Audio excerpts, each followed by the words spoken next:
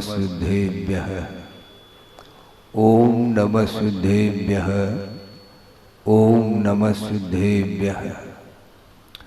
मंगलम भगवान वीरो मंगलम गौतमो वने मंगलम कुंद कुंदाद्यो जैन धर्मोस्तु मंगलम सर्वमंगल मांगल्यम सर्वकल्याणकारकम प्रधानम सर्वधर्माणां जैनम जयतु शासनम। अहिंसा परमो धर्म की महावीर भगवान की प्रातः स्मरणी परम पूजाचार्य गुरुवर श्री विद्यासागर जी मुनि महाराज की जय।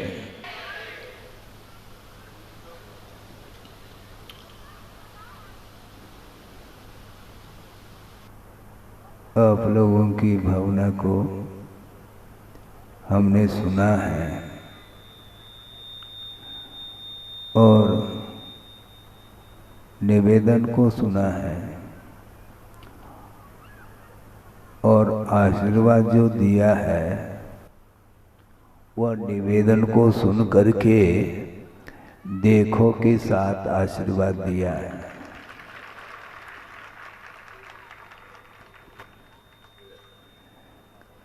यह परंपरा है गुरुदेव की, क्योंकि भविष्य किसी के दृष्टि में नहीं आ सकता। यह परिवर्तन यह वस्तु का स्वरूप है। वस्तु कभी भी बिना परिवर्तन के रह नहीं सकती और निरंतर यह परिवर्तन वस्तु का निरंतर चल रहा है और इस परिवर्तन रूप संसार में अपने लिए ग्रहण करने योग्य क्या वस्तु है और छोड़ने योग्य क्या वस्तु है, इस विषय में आगम के आधार से सोचने की आवश्यकता है कि छोड़ने के लिए क्या वस्तुतः देखा जाए, जानने के लिए तीन लोक है। जानने के लिए तीन लोक है और छोड़ने के लिए तीन वस्तु है, राग, द्वेष और मोह। ये अभी तक नहीं छूट पाया अथवा नहीं छोड़ पाए। इसलिए जो छोड़ने योग्य वस्तु है उसको छोड़ने के लिए हमें निरंतर पुरुषार्थ करना होगा। ग्रहण करने योग्य क्या है? ग्रहण करने योग्य क्या है? प्राप्तव्य क्या है? इस ओर भी हमें ध्यान रखना होगा। ग्रहण करने योग्य पराई वस्तु नहीं हो सकती। ग्रहण करने योग्य जो वस्तु है वह पराई नहीं हो सकती, किंतु स्वयं को ही प्राप्त करना है स्वयं के द्वारा और स्वयं में रह करके, आत्मा में रह करके, आत्मा के द्वारा ही आत्मा को प्राप्त करना है, कुछ और प्राप्त नहीं करना। क्योंकि ज्ञेयभूत वस्तु अनंतानंत है, जानने योग्य जिसको बोलते हैं, किंतु प्रत्येक वस्तु का स्वरूप क्या है इसका परिज्ञान यदि हो जाता है एक बार, तो फिर वह ग्रहण करने योग्य वस्तु ही मात्र रह जाती है, बाकी सारे ग्रहण करने योग्य नहीं है। हेय, उपादेय और ज्ञेय ऐसे तीन हैं ये पदार्थ। ग्रहण करने योग्य जो है वह शुद्ध परमात्म तत्व है और शुद्ध परमात्म तत्व को हम तब प्राप्त कर सकते हैं जिन्होंने शुद्ध परमात्म तत्व को प्राप्त कर लिया है। उनकी आराधना, उनकी उपासना यदि हम निरंतर करते हैं तो दृष्टि हमारी निज की ओर हो सकती है। अभी तक पर की ओर दृष्टि बनी है, इसलिए एक क्षण के लिए भी वह आंख बंद करना नहीं चाहता। आप क्या देखते हैं?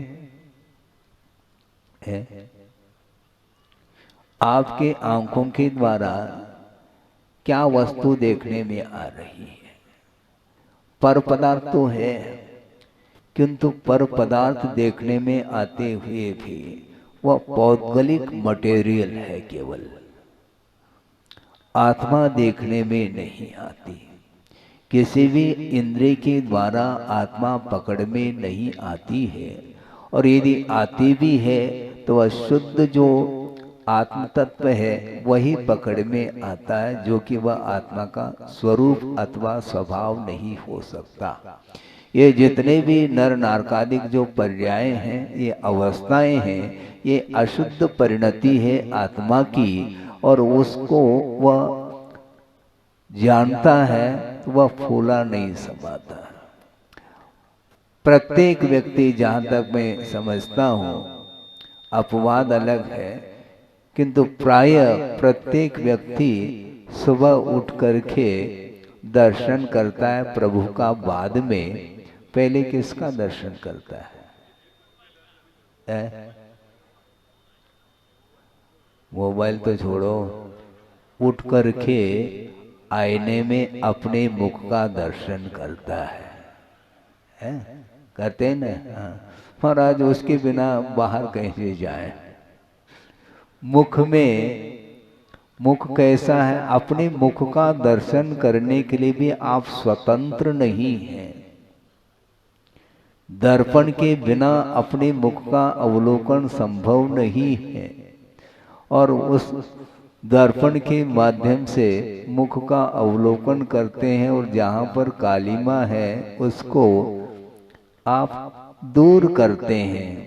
हम ये पूछना चाहते हैं कि दर्पण के माध्यम से कालिमा तो देखने में आ रही है, किंतु उस कालिमा को दर्पण दूर नहीं कर सकती, दूर आपको करना है। उसी प्रकार ये जो शास्त्र हैं, आगम हैं, इसके माध्यम से वस्तुतः क्या ग्रहण करने योग्य, क्या छोड़ने योग्य, इसका परिज्ञान शास्त्र के माध्यम से हो सकता है, किंतु शास्त्र छुड़ाता नहीं, छोड़ना अपने को पड़ता है।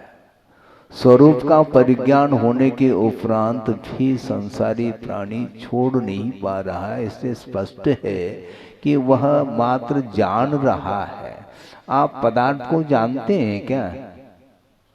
कोई भी व्यक्ति से मैं पूछ सकता हूं, आप पदार्थ को जानते हैं?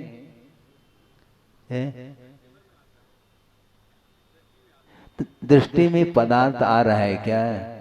यही तो पूछना है। बहुत कठिन है, वस्तु को जानना बहुत कठिन है। आप वस्तु को जानते हैं, किंतु जानते हुए भी इष्टानिष्ट के रूप में जानते हैं। आपका ज्ञान वस्तुतः वस्तु से प्रभावित है। वस्तु को जानना, मात्र जानना बहुत कठिन हो जाएगा। या तो संसारी प्राणी हर्ष विषाद के साथ जानता, अथवा इष्टानिष्ट के साथ जानता, अथवा मेरे तेरे के रूप में जानता है। ये जानना नहीं माना जाता है। जैसा वस्तु का स्वरूप है उसको उसी रूप में जानना चाहिए। एक प्रसंग आपके सामने रख रहा हूं, बहुत पुराना प्रसंग है। ये सारे प्रसंग गुरुदेव के सामने, उन्हीं के माध्यम से हमें प्राप्त हुए हैं। एक बार प्रवचन कर रहे थे गुरुदेव, और उन्होंने प्रवचन के पूर्व में थोड़ा सा इशारा किया था घड़ी, तो उन्होंने घड़ी ला करके रख दी और पीछे जा करके बैठे। और प्रवचन जब पूर्ण हो गया तो वह व्यक्ति तुरंत आया और ले गया, जबकि उस घड़ी से गुरुदेव का जो संबंध है बहुत निकट संबंध था। इसके उपरांत भी उतनी दूर जो बैठा है अंतिम पंक्ति में, वह आकर के घड़ी को लेकर के गया। क्यों ऐसा, क्यों? घड़ी को जानते कि नहीं? घड़ी को तो घड़ी के रूप में जानो ना। उसका जो स्वामी है यह मोह का परिणाम है। वस्तु को, घड़ी को घड़ी जानना ये तो मात्र ज्ञान कहलाता है, किंतु उसके प्रति जो स्वामित्व भाव है यही मोह की परिणति है। इसके कारण ही आत्म तत्व छूट जाता है और पर वस्तु हाथ लगती है। हमारा ये कहना है, वैसे तो आप लोग स्वाध्याय आदि करते होंगे और करना चाहिए, कि आगम में वस्तु का स्वरूप किस प्रकार प्ररूपित है उस पर ध्यान देने की आवश्यकता है। हम किसको सजा रहे हैं? हम शरीर को अलंकृत कर रहे हैं, जबकि शरीर सप्त धातु में है। उसको समुद्र का पानी भी कम पड़ेगा, उसके माध्यम से शरीर कभी भी स्वच्छ निर्मल नहीं हो सकता। इसलिए एक श्लोक आपके सामने रख रहा हूं, आगम में वह आया है कि आत्मा को नदी की उपमा दी है। आत्मा नदी संयम तोय पूर्णा, आत्मा नदी संयम तोय पूर्णा, सत्यावहा शील तटा दयोर्मी, तत्राव गाहम कुरु पांडु पुत्र, नवारिना शुद्धति चांतरात्मा। अंतरात्मा कभी भी वारी अर्थात जल से शुद्ध नहीं हो सकती। इसलिए कहाँ पर अवगान करो हे पांडुपुत्र, पांडवों के लिए यह संबोधन है कि आत्मा ही नदी है, उसमें अवगान करने का पुरुषार्थ करो। और वह नदी, आत्मा को नदी की उपमा दी है। नदी में पानी भी होना चाहिए, तो संयम तोय पूर्णा, संयम रूपी तोय अर्थात जल से वह नदी परिपूर्ण है। तो नदी है तो जल है, तो संयम रूपी जल से वह नदी, और सत्या शील तटा, शील रूपी तट है दोनों तरफ, और सत्या वहा सत्य रूपी जिसका प्रवाह है, और उर्मी अर्थात तरंगे कौन सी उत्पन्न हो रही है आत्मरूपी नदी में? दया उर्मी, दया रूपी तरंगे जिसमें उत्पन्न हो रही हैं, ऐसे आत्मरूपी नदी में तुम अवगान कर लो। क्योंकि जो आत्मा है वह कभी भी अंतरात्मा वारिना न शुद्धति, जल के द्वारा आत्मा की शुद्धि संभव नहीं है। इसलिए शरीर को धोना बहुत अनंत काल से धोते आए हैं, और कितना धोओगे? इसका अर्थ ये नहीं समझना चाहिए कि हम शुद्धि न कर ले। महाराज आप ही तो बोलते हैं मन शुद्धि, वचन शुद्धि, काय शुद्धि। हम काय की शुद्धि काय से करें? शरीर की शुद्धि हम किससे करें? यह शुद्धि अलग वस्तु, किंतु बार बार आप जो शरीर को अलंकृत करना चाह रहे हैं तो वह संभव नहीं है। देव गुरु शास्त्र की आराधना की अपेक्षा से शुद्धिकरण के भी आवश्यक है। शरीर को प्रक्षालित करना पड़ता है। मल विसर्जन करते हैं तो उसके उपरांत भी शुद्धि होती है। स्नानादि क्रियाएं आप लोग करते हैं, उसका निषेध नहीं, किंतु वस्तुतः देखा जाए ऐसे ऐसे वस्तुओं का इस्तेमाल करते हैं शरीर के शुद्धिकरण के लिए, उसकी कोई आवश्यकता नहीं है। जो हिंसात्मक तरीके से जो उत्पन्न होते हैं, कौन से वो है? अशुद्ध है ना, तो वही खरीदते हैं ना। हैं? साबुन है, हमाम क्या क्या क्या बोलते हैं आप लोग, वो सब क्या है वो? लाइव बॉय में सुना था हमने। ये सब क्या है? शैम्पू है, हैं? क्रीम, पाउडर, लिपस्टिक, वो ये सब, ये सब क्या है? इसका प्रोडक्शन, इसका उत्पादन किससे होता है? सुना तो हमने भी है। ऐसे ऐसे जीवों का उसमें घात हो जाता है, उसके माध्यम से वो सारी चीजें बनती हैं और बनने के उपरांत वह आकर्षण सामने आता है और आप लोग खरीद लेते हैं और उसका उपयोग कर लेते हैं। उस समय ध्यान नहीं जाता है। स्वाध्याय करते समय तो बहुत कुछ बातें हम पढ़ लेते हैं, सुन लेते हैं, समझ लेते हैं, किंतु जो जीवन में जो उपयोग में आ रही हैं तो उनकी ओर दृष्टि भी तो रखो। एक जीव का घात हो और उसके माध्यम से हम अपने शरीर के लिए उसका उपयोग कर लें तो हमारा जीवन कैसा चल रहा है? इसके उपरांत भी वह धूमिल हो जाता है।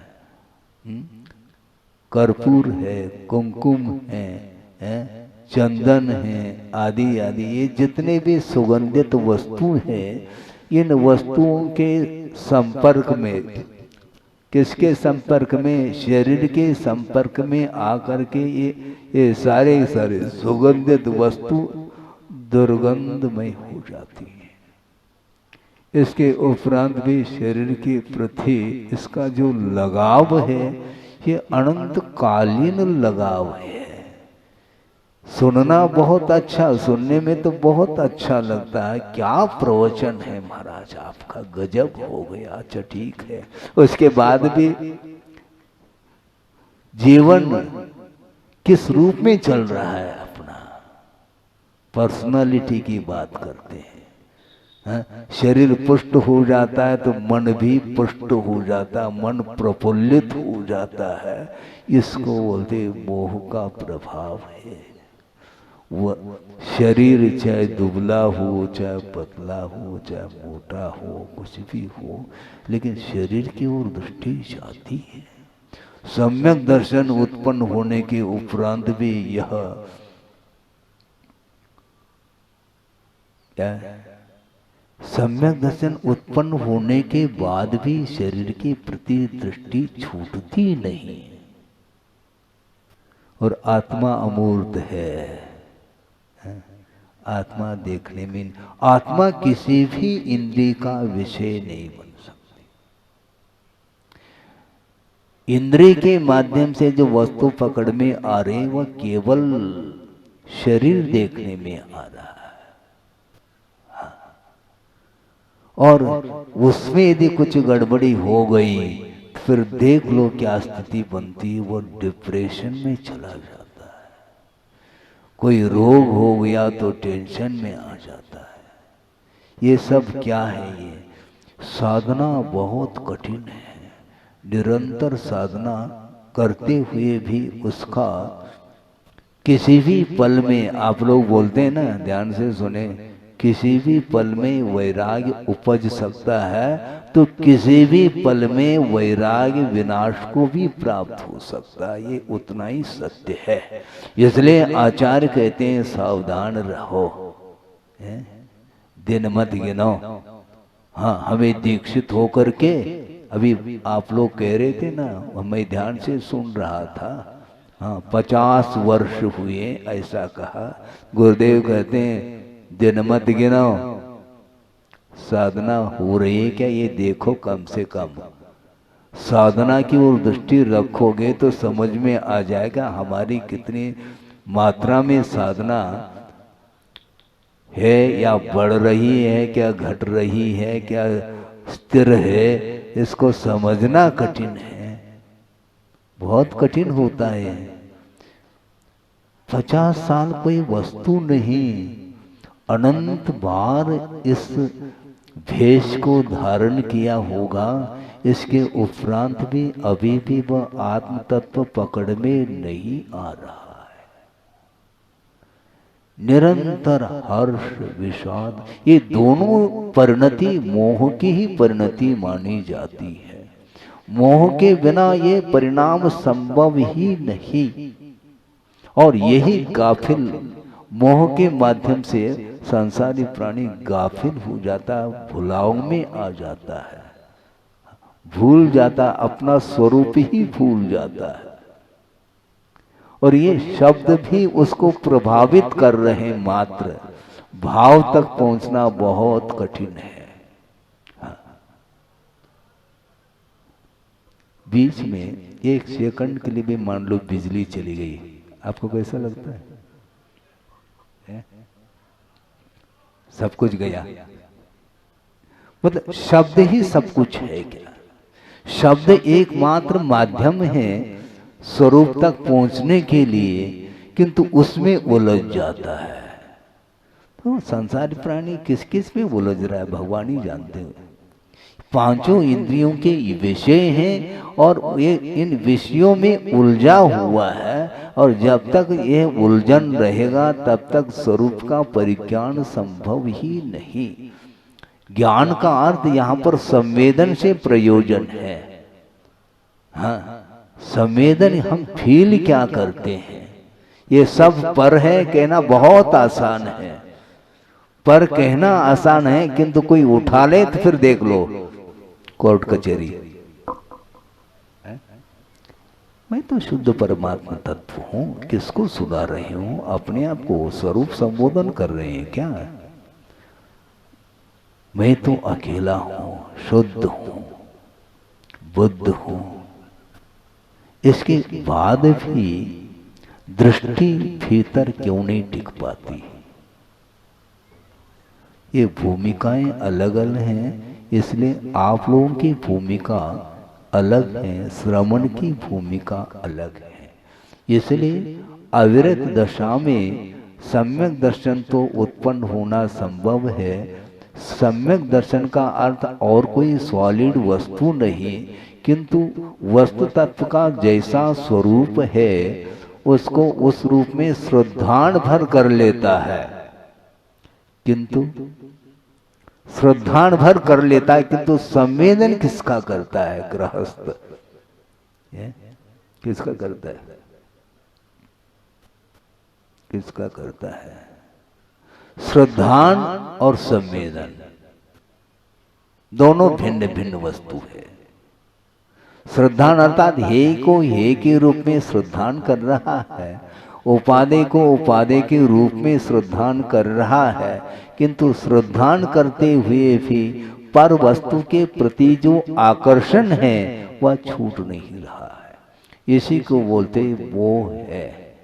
इस मोह को समाप्त करने के लिए श्रद्धान की भी आवश्यकता है। श्रद्धान होने के उपरांत भी पर को पर के रूप में जानते हुए भी उसको उठाने का जो भाव है यह अज्ञान भाव है, ऐसा स्वयं कुंद कुंद स्वामी कह रहे हैं।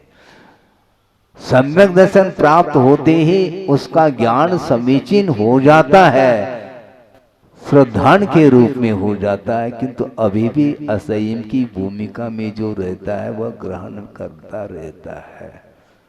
कल भी हमने बात कही थी कि 83 लाख पूर्व बहुत लंबा चौड़ा काल कहलाता है। इतने काल तक वह वृषभनाथ युग के आदि में कहाँ से उतरे थे? वो सर्वार सिद्धि से उनका यहाँ पर जन्म हुआ, और उसके उपरांत 83 लाख पूर्व तक करते क्या रहे? वो शायद सम्यक दर्शन है, अवधि ज्ञान है, और उसी भाव से मुक्त होना ये भी उनके ज्ञान में ही, अवधि ज्ञान में सब कुछ है।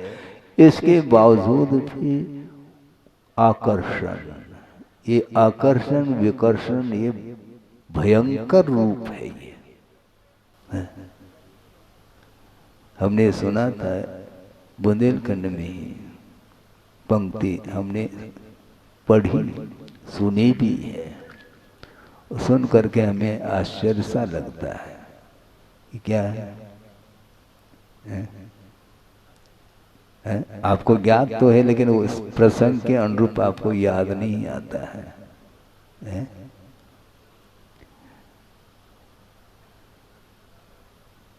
वो ये है, स्मरण हमें भी समय पर आ जाए, भाव तो आ गए हैं लेकिन बिजली अभी गोल है। यही तो समस्या है। आ गई बिजली। चक्रवर्ती की संपदा, इंद्र सरी के भोग और काक बीट सम गिनत है। कौन? सम्यक दृष्टि लोग। ये लिखा हुआ था, हमने पढ़ लिया, किंतु काक बीट का अर्थ काक का जो मल है उसके समान वह जानता है। कौन? सम्यक दृष्टि। तो आप क्या जानते हैं? आज सम्यक दृष्टि नहीं है क्या? हम तो स्पष्ट रूप से मन से घोषणा करना चाहते हैं आप सब सम्यक दृष्टि हैं।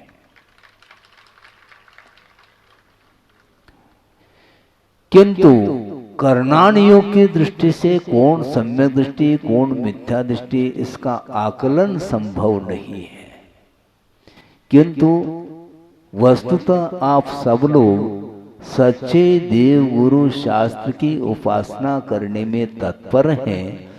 ग्रहित मिथ्यात्व समाप्त हो चुका है और अग्रहित मिथ्यात्व है क्या नहीं ये अलग विषय है। किंतु चरणानुयोग की पद्धति से देव गुरु शास्त्र की आराधना या उनको छोड़ करके अन्य सरागी देवी देवताओं की उपासना आप लोग नहीं करते हैं। इस अपेक्षा से सम्यक दृष्टि तो है, किंतु वह काक बीट सम गिनत है। सम्यक दृष्टि लोगों, कौन सा सम्यक दृष्टि है? चक्रवर्ती की संपदा। फिर चक्रवर्ती को वैराग्य हो जाना चाहिए था। संपदा तो उसी के पास है ना, 84 लाख हाथी। आपको ये हाथी देखने को नहीं मिल रहा है बारात में। 84 लाख और 18 करोड़ घोड़े बता रहे हैं, एक से एक सुंदर बिल्कुल, और उतनी ही संख्या में रथ भी हैं। 9 निधि हैं, 14 रत्न हैं और ये सब, और एक नहीं दो नहीं 96,000।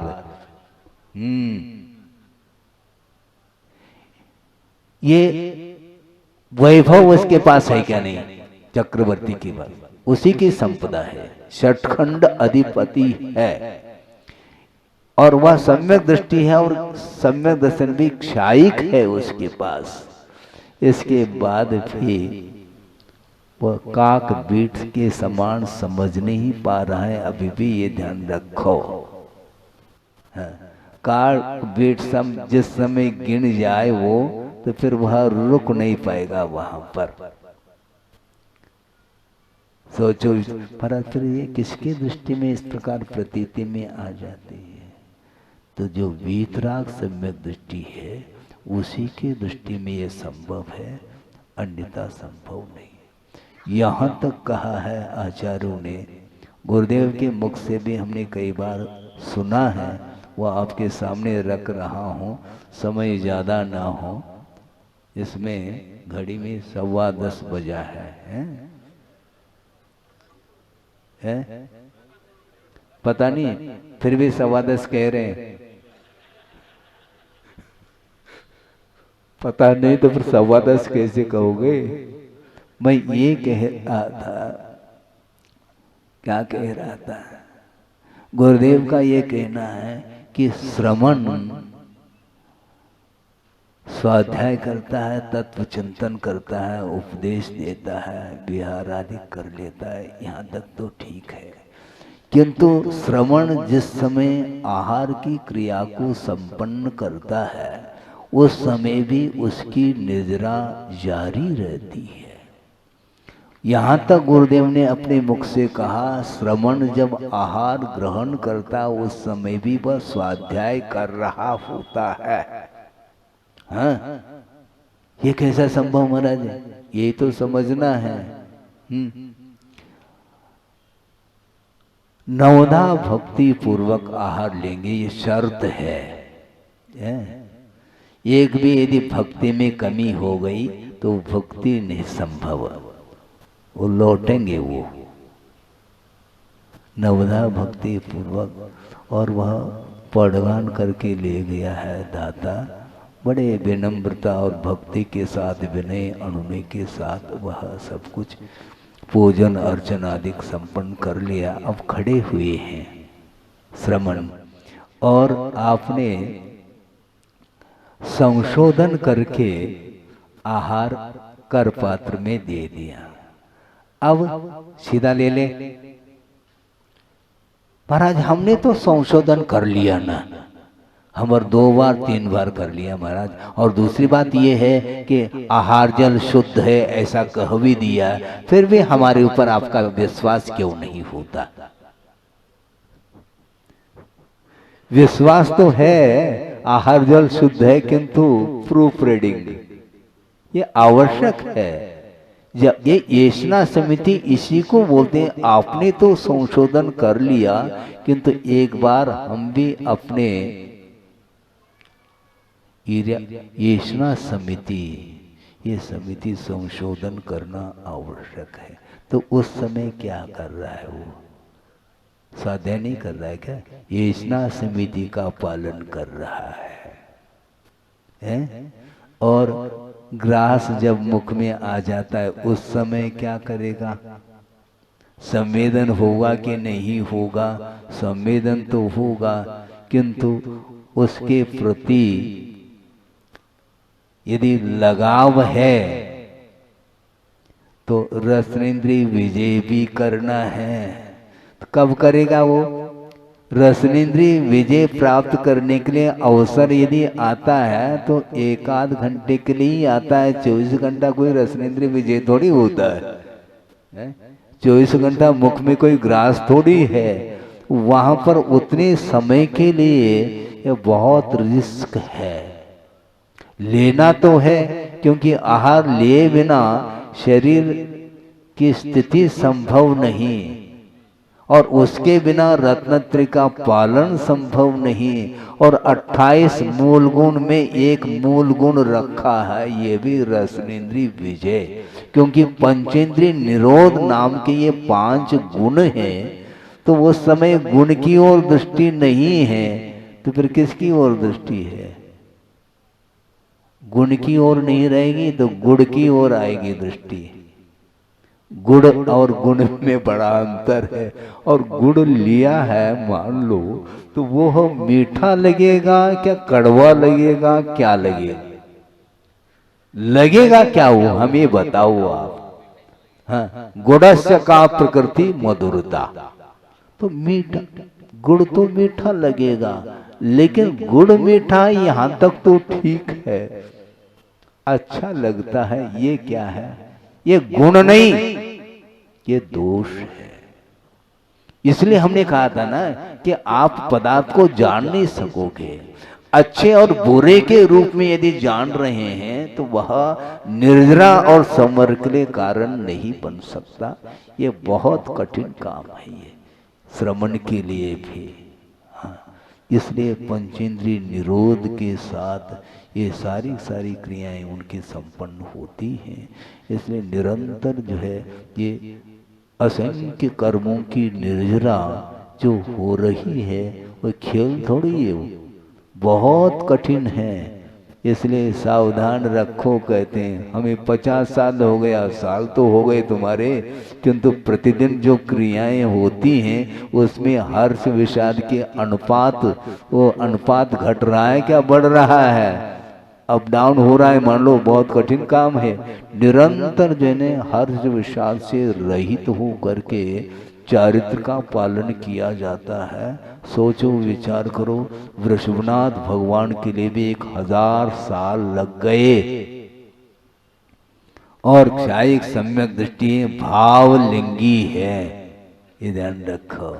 और उनका वर्धमान चारित्र माना जाता है।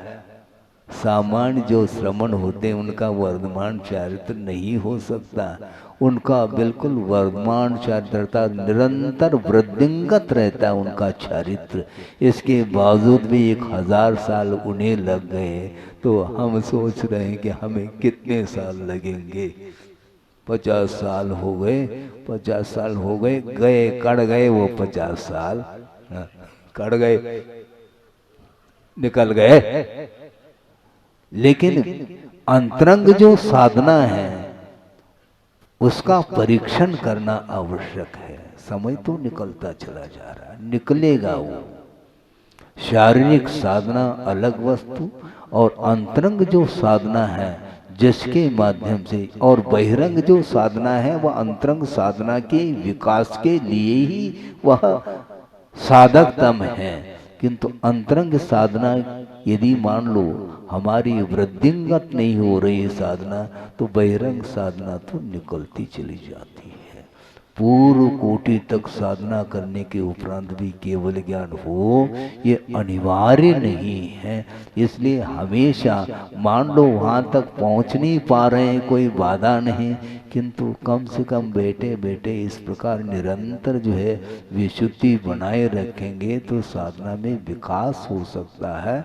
इसलिए गुरुदेव ने ये कहा था कि अंतरंग साधना को प्रमुखता देनी चाहिए, और उसके लिए शारीरिक जो कुछ भी आगम के अनुरूप साधना यथा योग्य साधना करे, इसमें कोई बाधा नहीं। इससे स्पष्ट है कि जब श्रवण के लिए भी इतनी कठिनाई हो रही है तो आपकी क्या स्थिति बनेगी, श्रावक की क्या स्थिति बनेगी। महाराज फिर हमारे लिए कोई उपदेश है क्या? नहीं कि केवल श्रवण की ही बात करना चाहते हैं, आपके लिए भी करना चाहता हूँ। दोनों मिक्स, श्रवण की भी बात करता हूँ और गृहस्थ की भी बात करता हूँ।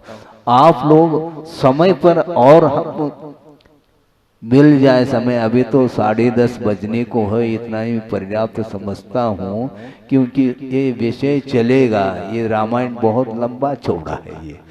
हाँ, इसलिए तो महाराज हम लोगों ने कहा शीतकाल की स्थापना कर लो।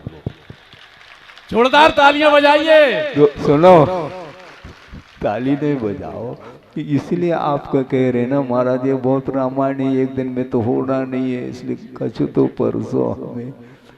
ये कैसे परोसेंगे, उसको बहुत समय लगेगा, क्योंकि स्वाध्याय निरंतर करेंगे तो भिन्न भिन्न प्रसंग, भिन्न भिन्न विषयों पर ये सारा वस्तु तत्व का विश्लेषण आगम में बहुत अच्छे ढंग से किया है। तो हमें और कुछ नहीं करना, संक्षेप में मोह कम हो रहा है क्या बढ़ रहा है, इसका परीक्षण आपको करना है। चाहे आप हो चाहे श्रवण हो, अपनी अपनी भूमिका के अनुरूप ये राग देश की मात्रा कम हो रही है कि बढ़ रही, इसका निरीक्षण परीक्षण करने की आवश्यकता है, क्योंकि इसके माध्यम से ही कर्म का आश्रव होता है। किंतु कर्म के आश्रव को रोकने के लिए जो साधन बताए हैं उनको यथाशक्ति उन साधनों का आलम्बन लेते हुए यदि साधना करेंगे तो निश्चित रूप से शुद्ध जो परमात्मा तत्व है, जो ध्येय है, अर्थात उसको प्राप्तव्य माना है, ग्रहण करने योग्य है, उसको प्राप्त करने के लिए सब कुछ साधना है। इतना ही पर्याप्त है। अहिंसा परमो धर्म की जय।